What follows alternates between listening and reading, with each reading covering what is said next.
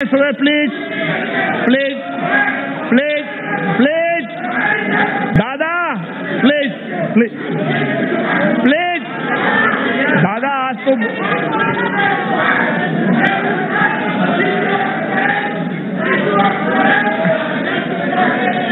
Please please please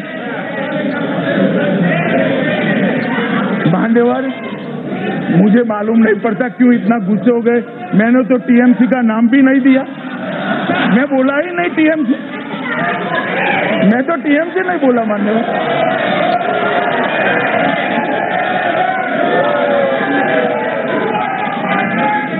मान्य Suresh please please please, मान्य please please please please please please please please, आप सब बैठ जाइए।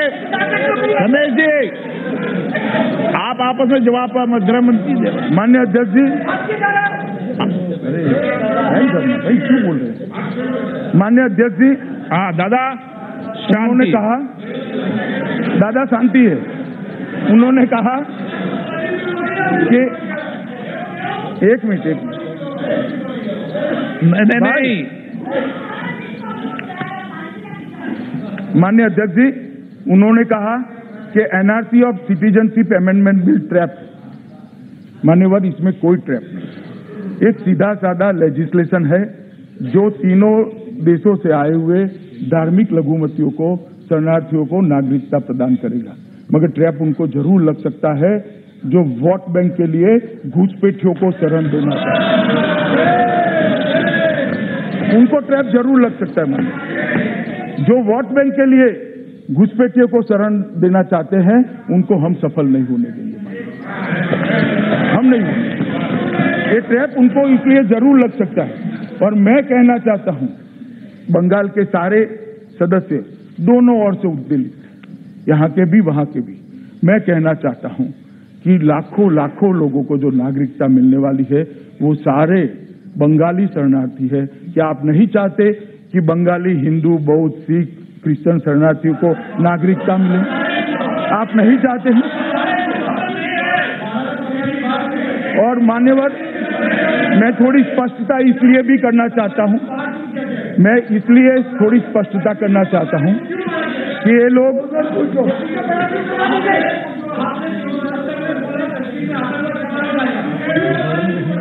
प्लीज, मान्य सदस्य प्लीज प्लीज।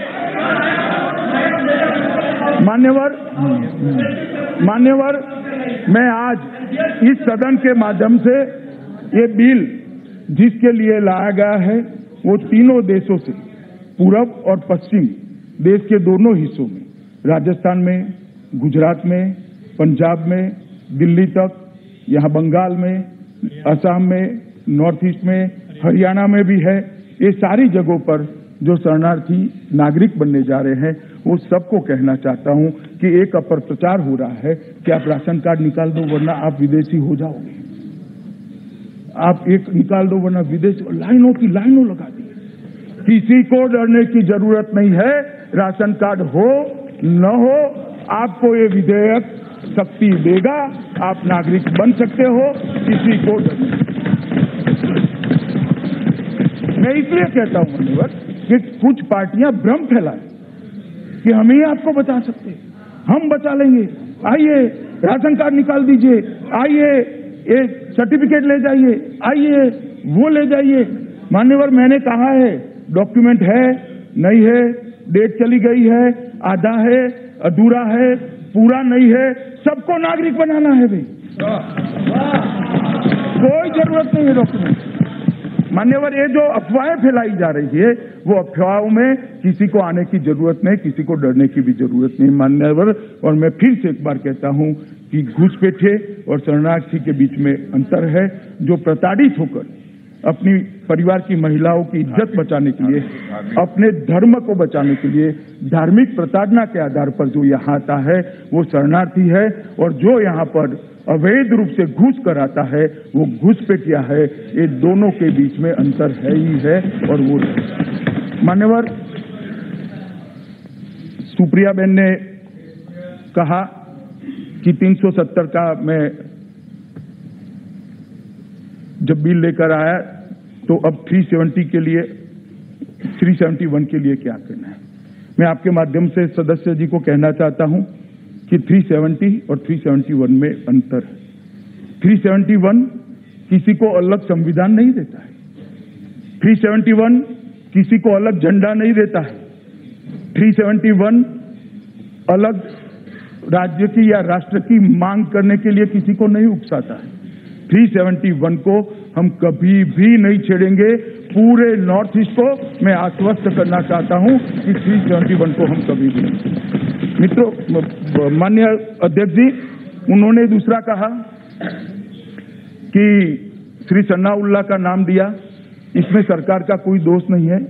आपके माध्यम से मैं सुप्रिया बहन को कहना चाहता हूं कि विदेशी ट्रिब्यूनल सेकंड कामरूप का एक ऑर्डर है, वो ऑर्डर के तहत जब तक फाइनल ऑर्डर न हो तब तक उनको ये लिस्ट से बाहर रखा गया है। ये जुडिशियल प्रोसीडिंग है और जुडिशियल प्रोसीडिंग के तहत रखा गया है, इसलिए इनके साथ कोई भेदभाव हमने नहीं किया है। इन्होंने कहा कि मेरे भाषण का उल्लेख कर सुप्रिया जी ने सच कहा, मेरे से बोलने में गलती हुई थी, इसलिए मैं लोकसभा सचिवालय को दूसरे ही दिन इसको सुधार कर मेरा पत्र भी दिया है और अब मैं मानता हूं कि सुधर ही गया होगा।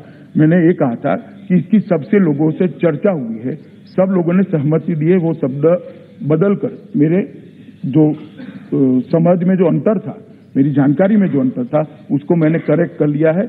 आपने ठीक ही कहा कि वो गलती हुई थी। मान्यवर, उन्होंने कहा कि एनआरसी फेल गया है।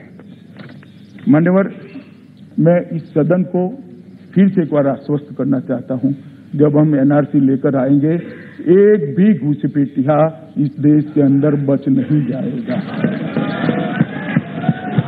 किसी को चिंता करने की जरूरत। मैं बड़े अधिकार के साथ कहता हूं। अधीर रंजन चौधरी जी ने जवाब दिया, बिन सांप्रदायिकता जोर जोर से बोलते रहे, मैं भी सुनता रहा क्योंकि अध्यक्ष जी का आदेश था बीच में नहीं बोलना है। मगर साहब, मैं देश की जनता को कहना चाहता हूं, कांग्रेस एक ऐसी बिन सांप्रदायिक पार्टी है, केरल में इसके साथ मुस्लिम लीग पार्टनर है और महाराष्ट्र में शिवसेना पार्टनर। मैंने ऐसी बिन सांप्रदायिक पार्टी मेरे जीवन में नहीं देखी। मान्यवर,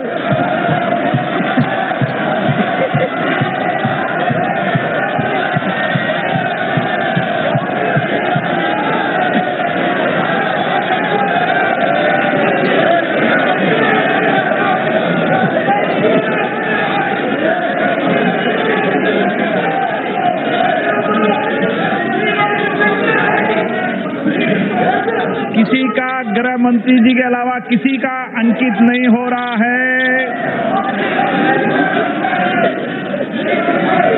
माननीय गृह मंत्री जी,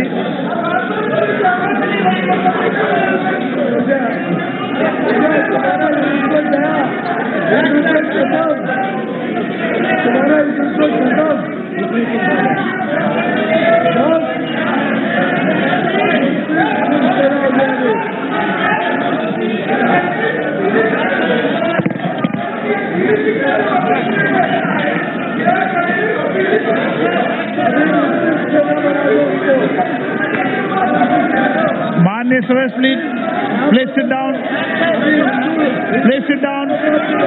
हाँ, वो बैठ गए, आप भी बैठ जाओ, बैठ गए। क्यों, कोई प्रॉब्लम है क्या? कोई प्रॉब्लम है क्या?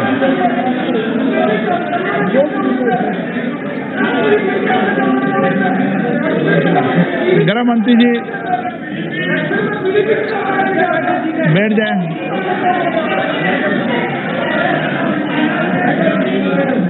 मान्यवर, उन्होंने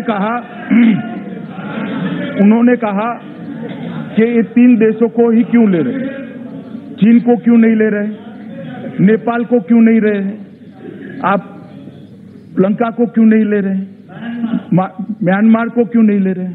मान्यवर, मैंने पहले भी कहा कि हर बार नागरिकता पर जब भी इस देश में निर्णय हुआ, कोई एक निश्चित परिस्थिति के आधार पर निश्चित प्रकार के समस्या को हल करने के लिए निर्णय हुआ।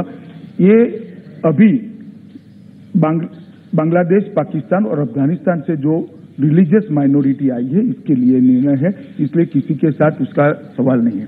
दूसरी बात, नेपालियों की जहां तक बात है, मान्यवर 1950 में 31 जुलाई को भारत नेपाल शांति और मैत्री संधि अनुच्छेद 7 के अनुसार दोनों देश अपने अपने क्षेत्र में दूसरे देश को नागरिकों को निवास, संपत्ति का स्वामित्व, व्यापार, वाणिज्य एक समान अधिकार देने के लिए सहमति हुई है और नेपाली नागरिकों को भी अर्जी के आधार पर आज भी आसानी से नागरिकता मिल रही है। इसमें कोई बात नहीं।